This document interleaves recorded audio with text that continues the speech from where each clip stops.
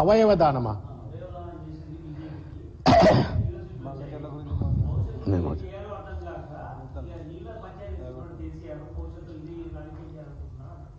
ఇది ఉల్టా చోర్ కోత్వాల్కు డాంటే అన్న, మీకు కూడా ఎరికే. బండి సంజయ్ గారు కరీంనగర్ ఎంపీ గెలుస్తారా? గుండె మీద చేయబెట్టుకో రేవంత్ రెడ్డి, పోదాంపా పెద్దమ్మ గుడి, నీ ఇంటి పక్కనే కదా, పోదాంపా, వస్తా నేను కూడా. మా విష్ణువర్ధన్ రెడ్డి గారిని కూడా పిలుస్తాను నేను, జూబ్లీహిల్స్ మాజీ ఎమ్మెల్యేని. పెద్దమ్మ గుడి దగ్గర ఇద్దరం నిలబడి మాట్లాడదాం.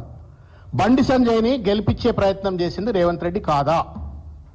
రాజేందర్ రావు అనేటువంటి ఒక నాకు మిత్రుడు, బాగా ఆత్మీయ మిత్రుడు, మేమంతా కలిసి పనిచేసినాం ప్రజారాజ్యం పార్టీలో. అప్పుడే ఆయన ఎంపీగా పోటీ చేసిన 2009లో. Is out of context, is not in the politics. వాళ్ళ ఫాదర్ పెద్ద లెగసీ ఉన్న ఆయన, అన్ని ఉన్నప్పటికీ కూడా ఈజ్ అవుట్ ఆఫ్ కాంటెక్స్ట్.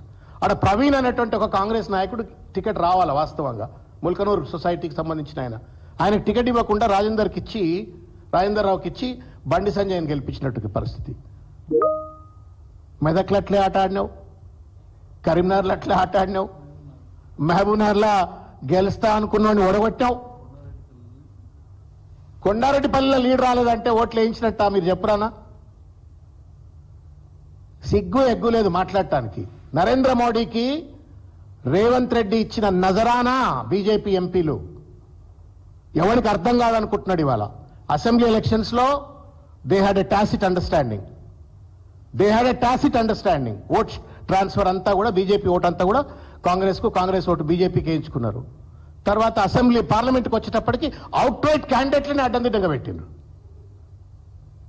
ఎవరైతే పోటీలో ఉండకూడదో వాళ్ళని పోటీలో పెట్టి వాళ్ళని గెలిపించి నరేంద్ర మోడీకి తెలుసు అబ్కీ బార్ 400 బార్ అంటే 250 బార్ भी नहीं होता అని చెప్పి నరేంద్ర మోడీకి ఎరకాదు, రేవంత్ రెడ్డి కూడా ఎరక. పరోక్షంగా ఆయనకి ఎక్కడ సీట్లు తగ్గుతాయో అని చెప్పని నరేంద్ర మోడీకి మద్దతు ఇచ్చినటువంటి ఒక రేవంత్ రెడ్డి, బీజేపీకి మద్దతు ఇచ్చినట్టుగా రేవంత్ రెడ్డి, అదాని లాంటి వాళ్ళను సంకలేసుకొని ఊరేగుతున్న రేవంత్ రెడ్డి, మళ్ళీ ఇవాళ కేసీఆర్ గారి పైన బీఆర్ఎస్ పైన మాట్లాడితే నవ్వాలనా ఏడవాలనా, నవ్వితే దేంతో నవ్వాలో ఇక నాకు అర్థం కావట్లా. It's an open fact. Answer చెప్పు, రాజేందర్ రావును ఎట్లా పెట్టినావు నువ్వు చెప్పు. మెదక్లో నీ క్యాండిడేచర్ గురించి నాకు చెప్పు. ఇట్లా నేను వరుస పెట్టి చెప్పుకుంటే ఇట్లా పోతా. వంశీ మల్కాజిగిరి కథ చెప్పు. ఎవరన్నా ఈ కోసం వాళ్ళని కాకోసం తీసుకొని పెడతారా? అన్యాయం కాకపోతే వంశీ గెలవాలా? వాస్తవానికి గెలిచే అవకాశం ఉండొచ్చేమో. నీ దగ్గరనే నీకు లీడ్ రాలేదంటే ఏమన్నట్టు మంచిగా నీ ఊర్లోనే. కాబట్టి ఎక్కువ మాట్లాడక, అందరికి ఎరికే. మీరు ఎన్ని మాట్లాడినంత మాత్రాన తెలియదని కాదు, మాకు కూడా తెలుసు. టైం వస్తుంది ప్రతిదానికి. ఇప్పుడైతే బనకచెర్లు నాపోయాయి, ఇవన్నీ ఎందుకు, పనికిరాని మాటలు ఎందుకు. బనకచెర్లు నాపు, ఆపడానికి ఏం సాయం కావాలనో కేసీఆర్ గారిని బట్లాడు, తప్పనిసరిగా మీకు సాయం చేస్తారు.